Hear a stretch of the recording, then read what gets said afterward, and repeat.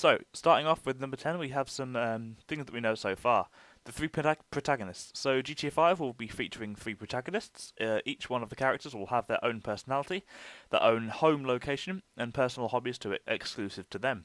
During missions, you can select whichever character you want to play as through a selection wheel. Once you've chosen your character, depending on how far they are from you, the map will literally zoom out into a Google Earth type of overview. It'll then pan over to the character's location and zoom right back in. It's a reminiscent of Skyrim and probably one of Rockstar's most innovative features. I can't say that word. This might also mean that the map will be 3D, but I'm just speculating that. The three main characters are Michael, Trevor, and Franklin. And their traits are, for Michael, Michael's what you call the successful bank robber. He's escaped his criminal life, and now he is determined to enjoy its bounty. Michael is the image of a GTA protagonist whose story just ended. Imagine Nico's story after GTA 4. However, despite escaping his criminal past, he's unhappy. He's got a wife who's spending all of his money, and his son is always getting into trouble, and his daughter hates him, and he's absolutely miserable. Trevor is sort of a washed-up ex-military aircraft pilot. On top of that, he's a crazy dude due to his drug habits. In-game, he's got the perks of being an absolute psychotic person and the ability to fly aircraft. Judging by the second trailer, he also seems to own a weapon/drug smuggling company known as Trevor Phillip Enterprises, which is obviously his name. Trevor is an old friend of Michael's, and for whatever reason, they are rarely in contact, until the events of the game, that is. Then there's Franklin, who is known as the up-and-coming hustler who works for an American car dealership that loans cars to people who can't necessarily afford them. When the time comes and it's up to Franklin to take the car back from them, no refunds. Franklin, according to Game Informer, constantly bickers with Trevor, and Franklin is also called the son I never had by Michael in the second trailer. So the second thing I'm going to talk about is an ever-changing world. So this is probably one of the first games I've played in this generation of consoles to have this feature. According to Game Informer's impressions on the demo, depending on the time of day, a certain pedestrian will be doing a specific thing at a certain time. If you leave your house in the morning and witness a pedestrian get into their car to go to work, you'll spot them later on the day working. Once the workday is done, they'll put everything down and either leave to go home or do a leisure activity. So, in the beginning of Rockstar's first trailer, the condos seem to be half finished. However, around the end of the trailer, the same condominium is nearly finished. This might mean that certain objects will be built over time in the game. This isn't for certain, but if it is, it would make this one of the most technology-ambitious games of this generation. There will also be dynamic and random events happening wherever you may be. You might be walking out of a Clucking Bell after a nice meal and witness a high-speed police chase zoom right past you. Do you pursue the criminal or stop police from catching him? It's little events like these that will make GTA 5 memorable. In GTA 4, Rockstar masterfully gave the illusion of having a living, breathing city. In GTA 5, it really is a living, breathing city. The next one is bank heists. So if you've been following this game as close as I have, then you'll probably know that the bank heists are going to be the main priority of the game. This doesn't necessarily mean that in every mission the game will be about bank heists. There's a ton of potential here for new creative missions. From what I've heard, the impressions of the demo, there may be some missions where you need to do prep work. I'm not going to delve into this too much, but this will completely change the formula for GTA missions. As in previous games, you had to go somewhere, kill a bunch of people, and bring something to someone. This might mean that there'll be finally some stealth missions in GTA comparable to the house robbery missions in San Andreas. Next one's going to be activities.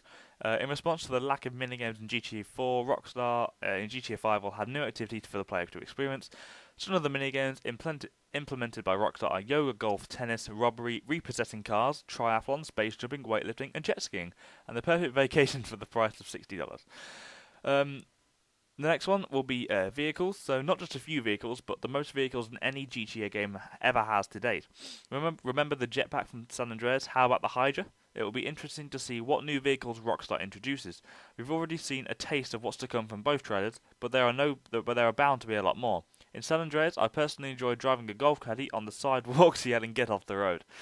There will be submarines and a fully explorable ocean. It's not clear if the submarine will only be used for a single mission, but the addition of scuba diving hints that you'll be able to access it whenever you wish. Let's hope there are more weird vehicles in this time around, like the hovercraft in San Andreas. Next one's going to be the huge map. So when I first heard the news that we'd actually be getting only one city this time around, I was disappointed because I was expecting quite a bit more. However, after hearing the scale of Los Santos will be bigger than Red Dead Redemption, Grand Theft Auto San Andreas, and Grand Theft Auto 4 combined, I scrambled to the floor, curled up into a little ball, and started crying. I seriously cannot imagine the size of this map. Although this may be a large map, Rockstar needs to ensure that there isn't any dead space in Grand Theft Auto San Andreas, and the most prominent problem was how dead the desert seemed. There were no cars, animals, or people in the desert. It was just you and miles of Las Venturas dust. However, there are going to be animals populating the desert this time round in GTA 5. From what I've heard, it will be quite similar to the likes of Red Dead Redemption. So the next one I'm going to be talking about is the economy. So according to Dan Houser in Game Informer's magazine, he states that there will be a vibrant and fun economy, and property can't be purchased this time around, but Houser did state that there will be other stuff to spend your money on. So now I'm going to speculate it. If GTA 5 is going to have a more detailed economy, does this mean we can finally trade stocks? One of the biggest problems with GTA 4 was there was nothing much to do after you finish your game. This is mainly because there wasn't anything to spend your money on. With the addition of stock markets, poker, and customizable vehicles in GTA 5, this problem should be elevated a little. Third one will be new weapons, so this is pretty self-explanatory. In GTA 5's first trailer, you see Michael with a suppressor attached to his assault rifle while breaking into a jewelry store. Will we finally be able to attach rubber gun grips, laser sights, and suppressors, similar to COD-style customization? Houser stated that there will be more weapons in GTA 5 than any other GTA game to date, much like the vehicles. So I hope we finally get to use tasers. The next one will be GTA 4 Universe. So the events that occurred in Liberty City in GTA 4 will have some impact in GTA 5. Dan Houser stated that it was difficult to take the events from the previous game over to GTA 5 because at the end of the GTA 4 you had to make a choice. Therefore, most of the cast in GTA 4 won't be in GTA 5 as most of them were killed off. At the end of Liberty City Stories, we witnessed Patrick McCreary take off on a westbound jet. Some say he was going to Los Santos, some said Vice City, it was unclear. Houser confirmed that Packy won't be in GTA 5, but there will be references to McCreary somewhere down the line. I'd personally love to see references to Nico, and I hope that we'll see more light-hearted characters with the likes of Roman, Yusuf, and Badman. So the last one I'm going to talk about is clubs that will be in GTA 5. So clubs are bound to come back. The first trailer revealed a drunken pedestrian being shoved onto the concrete by a bouncer. Fan research suggests that this specific club's name will be Tequila La. If you haven't played GTA Balagatoni, I suggest you do. It will give you an idea of what nightlife will be like in GTA 5. Of course, there will be some differences this time around, as you don't necessarily own the nightclubs. GTA 5 looks to be a promising game that you can spend hundreds of special hours on. It offers many ambitious features that haven't been offered in any prior game to GTA, and GTA 5 is bound to satisfy your criminal fantasies.